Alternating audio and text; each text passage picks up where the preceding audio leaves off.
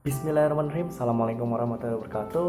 Perkenalkan, nama saya Muhammad Krisna Kusmoyeguna dari Teknik Listrik Industri angkatan 2020. Jadi di sini teman-teman, aku ingin membuat sebuah karya nih, pembuatan prototipe pengendali motor DC berbasis pulse width modulation. Nah, sebelum saya melanjutkan ke tahap selanjutnya ya. Jadi di sini saya akan menjelaskan terlebih dahulu nih, PWM itu apa sih?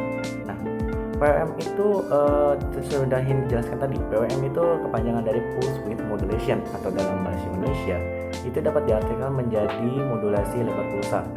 Jadi pada dasarnya PWM itu sendiri ya suatu teknik modulasi yang mengubah lebar pulsa pulse width dengan nilai frekuensi dan amplitudo yang tetap.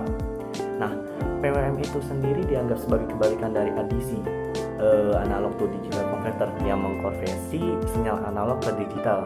Dan pulse width modulation ini digunakan untuk menghasilkan sinyal analog dari perangkat digital.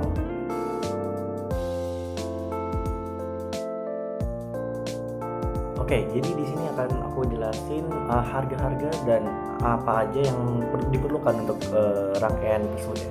Jadi di sini ada 10 nanofarad keramik kapasitor dengan harga satuannya itu adalah 100 per satuan. Di situ ada 0,1 mikrofarad keramik kapasitor dengan harga 100 per satuan. Habis itu ada dioda 1N4148B dengan harga satuannya itu adalah Rp200. Di situ juga ada dioda 1N402 itu dengan harga satuannya itu ada 1000 bukan harga satuan, jadi 1000 per 3 buah, jadi ada 3 dan di dokumen. Nah, setelah itu ada LM55CN integrated circuit dengan harga satuannya itu 13.000. Ada juga MOSFET ERF Z24NPBF dengan harga satuannya 4.700. Ada juga 1000 k ohm, 1 k ohm resistor 1 per 25 watt dengan harga satuannya itu 4.000. Setelah itu kita juga harus membeli kabel male to male ataupun kabel lainnya bisa, itu secukupnya. Dan setelah itu ada 2 pin terminal dengan harga satuannya itu 2.000. Ada bahan yang akan nanti menggerakkan itu adalah motor DC, PCB fiber yang nanti akan jadi alasnya itu PCB, dan untuk alat-alat itu ada kayak board, terus ada solder dan hal-hal lainnya.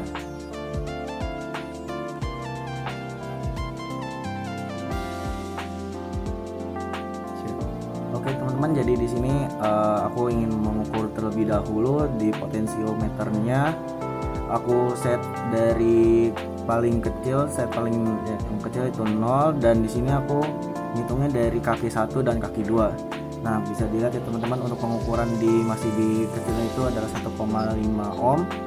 Ketika aku perbesar di ini kan, maka akan berubah untuk pengukurannya, bisa dilihat tertera 9,48 kilo ohm.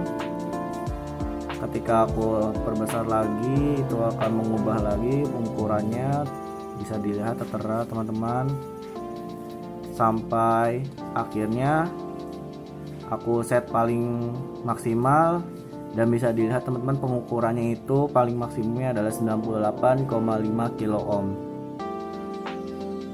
Oke, di sini teman-teman aku ingin mengukur tegangannya dulu. Di sini motor DC sama outputnya. Aku set ini dari yang paling kecil ya teman-teman. Nah, di sini aku mulai ya untuk ininya. Bisa dilihat untuk pengukuran di set yang paling kecil itu 2,6 volt. Ketika aku perbesar,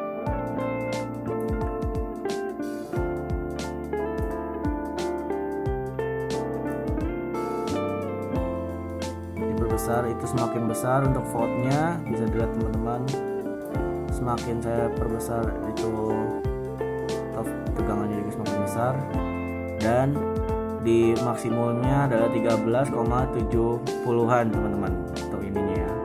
Nah, aku kembaliin lagi ya ke set paling kecil. Nah, kembali lagi kan, itu udah sekitar segini. Aku ngitung sekarang ke outputnya, dari sumber tegangannya. Ini masih set yang paling kecil teman-teman. Untuk ini 2,2 milivolt. Nah, aku perbesar.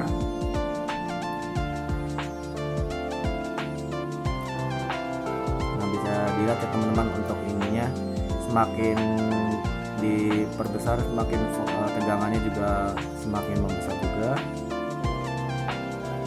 Nah, bisa dilihat juga ini maksimumnya udah paling maksimum di tegangan outputnya 13,58an untuk tegangan outputnya ya.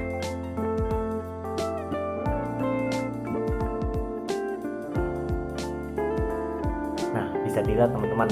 Jadi pada contoh penerapan ini ya, pengaturan kecepatan pada motor DC berlaku apabila besaran nilai duty cycle atau siklus kerjanya itu diberikan, maka dapat mempengaruhi kecepatan putaran motor.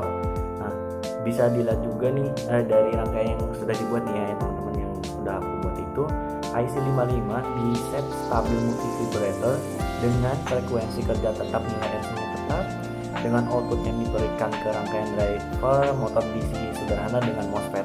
Nah, jadi kesimpulannya itu apabila duty cycle-nya semakin besar ya teman-teman, maka kecepatan gerak motor dari si DC itu akan semakin cepat.